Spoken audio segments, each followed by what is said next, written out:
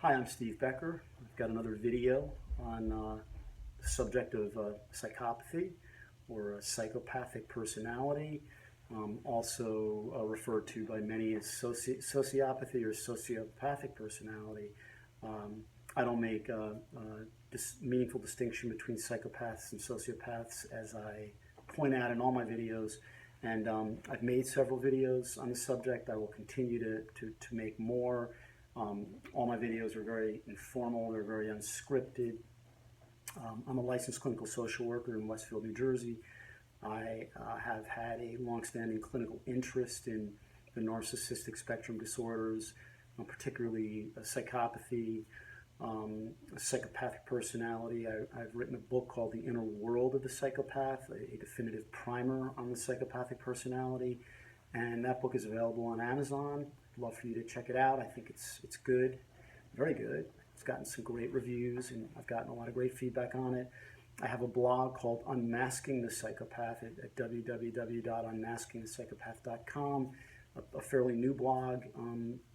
I've posted already a bunch of articles that you might find interesting and informative, and I'm going to continue to post on my blog.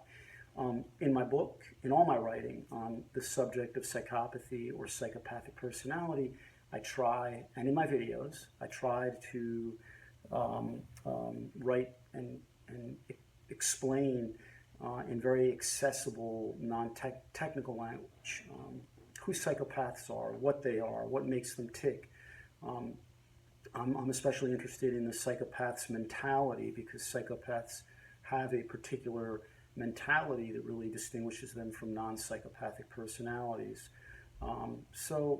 And in all my videos, which I try to keep relatively short and digestible, I do a lot of reinforcement of some basic themes that I think really merit reinforcement. I think I always like to sort of start off in all my videos with a sort of basic definition, working definition of what we really mean by psychopathic personality or psychopaths. And we can tweak these definitions in each video, but I'll define psychopathic personality in this video very, very simply as psychopaths are exploiters. They're exploitive personalities without remorse. And really, that simple definition, really does kind of capture the essence of what a psychopath is. It's an individual who can exploit and does exploit others and will have a history of exploiting others with an incapacitated conscience. So there it is. We can get very complicated and technical about psychopathy and psychopathic personality, but at the end of the day, when you're dealing with an individual who has this capacity to violate, to transgress, to exploit others with a deadened conscience, losing no sleep over it, we're really entering psychopathic territory. As I've noted in my work and in the prior video, and I'll just state it again, that this is the really distinguishing feature of psychopathy and what really differentiates psychopaths from non-psychopaths. As a matter of fact, it is this particular capacity that really is distinguishing. Psychopaths possess and share most of the same capacities as non-psychopaths, but the divergence occurs where in this particular capacity to exploit others with no remorse, that is not a capacity that non-psychopaths possess. Of course, what derives from this capacity is really an incapacity. And the incapacity is really what captures the essence of psychopathy. It's that missing conscience, that missing compassion. It's the callous indifference to the harm one causes or that psychopaths cause others in the shockingly audacious self-centered pursuit of their own gratifications. The cost to others simply doesn't matter to the psychopath. This frees the psychopath, his or her, incapacitated conscience frees him or her to really exploit others, to take advantage of them, and not to feel, any internal conflict, guilt, disturbance over that. And so the ramifications of that are pretty obvious. I want to just address in this video something that's very notable about psychopathic personalities, which is the necessity that they simulate emotions. They are emotion simulators insofar as their inability to feel more deeply, more human, softer emotions like compassion, remorse, genuine contrition, genuine sorrow and regret for hurtful, violating behaviors. It really necessitates that they attempt to exhibit these emotions, simulate them, so that they appear, to be normally expressive in ways that they are not normally expressive. Psychopaths do not feel these softer human emotions at deeper levels. And again, this, enables their exploitation of others. I think, all of us can, excuse me, all of us can relate, I think, to this kind of experience from time to time being in a particular circumstance where we might feel that a particular emotion seems indicated, and yet we might ourselves have some trouble sort of naturally summoning that emotion for the occasion. And we ourselves at times can relate to the psychopath's more general experience with this, in as much as we may feel some internal pressure to appear to be feeling something that we maybe think that others around us expect us to feel. But you can extrapolate that to the world, the psychopath and the psychopath's mentality.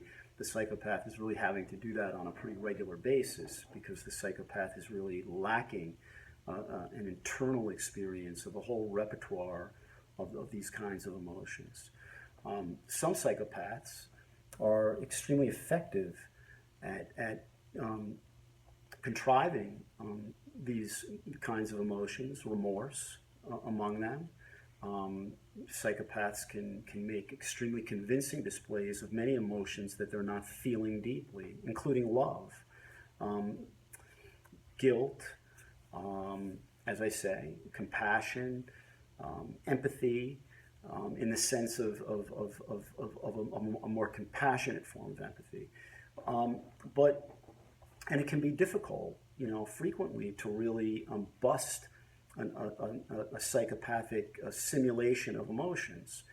Not all psychopaths are skilled simulators of emotions. Depends on the psychopath. This kind of alludes to the psychopath's mask, and the mask being, again, the psychopath's efforts, sometimes extremely skilled, to mask his or her underlying deficit of feeling or an underlying deceptive exploitative agenda, masking it through presentations of convincing behaviors and attitudes and such. And so some psychopaths are very highly well disguised and highly effectively masked. Others less so, because not all psychopaths present with the same skill level at self-disguise. The classic psychopath is a glib, sort of con-talking individual, smooth-talking, but there are many exceptions to that. And so, as I've expressed in some other work, we can't rule out psychopathy by virtue of the fact that we may be dealing with a very socially unskilled individual many psychopaths are socially unskilled. So I strayed a little bit here. I really wanted to just kind of emphasize the concept of emotional simulation. If you're dealing with an individual who appears to be laboring at affecting an emotion, maybe working too hard, may seem kind of over the top, or just leaves you with some feeling that something's amiss. Psychopaths, for example, in a more with a more seductive agenda, may love bomb. Love bomb is a term for the psychopath's agenda to just overwhelm his or her target of interest with effusive expressions of love and affection, to leave that person feeling uniquely special.